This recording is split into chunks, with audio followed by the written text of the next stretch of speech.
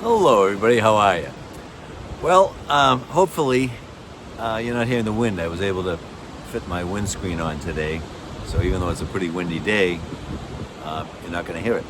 You'll just hear me and a little bit of the waves in the background. So again, welcome to Prose by the Shore. Thanks for joining me. And I recently heard that it was National Mental Health Day, and because of that, I get to thinking I've never written a prose about depression and my own personal experience with it. Many of you are probably aware of it, and many maybe not. Met me in more recent years, but I went through a long battle with it, 8 or 9 years, where I pretty much lost everything, materialistically, and a lot of my relationships were either lost or damaged in some way, and I drifted pretty much out of sight. But I made it back, and so like anybody who has had a struggle with something, whether it be addiction, mental health, divorce, loss, grief, that's usually what you're most equipped with to help. And I've always had a strong desire to be able to help in any small way I can of anybody struggling with depression and anxiety, because I've been through it and I get it. And I get what it's like to be in a dark place and for a long time and to not have much hope. So because of that, I did write honor Mental Health Month with today's prose, which is titled Another Breath. I made it. I survived. There was a day I never thought I would, or even wanted to. But here I stand, taller than my frame, seeing it as a game, and so thankful I came, knowing I'll never be the same. I've carried an ID. That's just a name. Yep, a guy who signed up for this game, surprising himself of whom he became. He was often so scared. That was the first half or so of his game, diligently focused on hiding his fear. Oh, and he was damn good at it, despite the cracks that accumulated along the way. A journey pulsing with anxiety, often slipping off into rest areas to catch his breath. Most unaware, he was scared to death. He accomplished the things expected of him, so he blended in to a society he thought was full of those who knew the secret codes. Nobody else had the worries and insecurities he had. No, he didn't see it that way.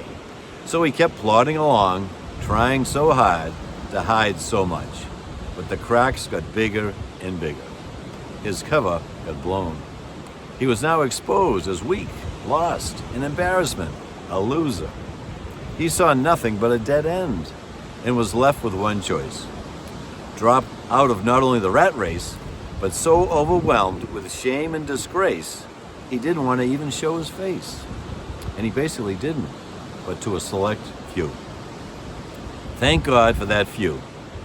And as they still saw value in a being he wasn't seeing. That he is me.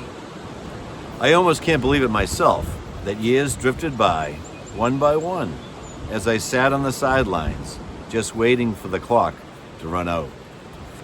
But that's not what this story's about. It's about breath, that as long as you have it, it leads to another and another, which can bring you to the realization we're all brothers. We all got our troubles that come in different forms and degrees, not to be measured or compared, but simply shared to help overcome another's despair. I've learned so much from that stumbled journey. Perhaps its biggest lesson: the worst of times can ironically provide your greatest blessing and bring you to the best of times. But only if the victimhood is left behind, along with stubborn pride, self-imposed guilt, and useless shame.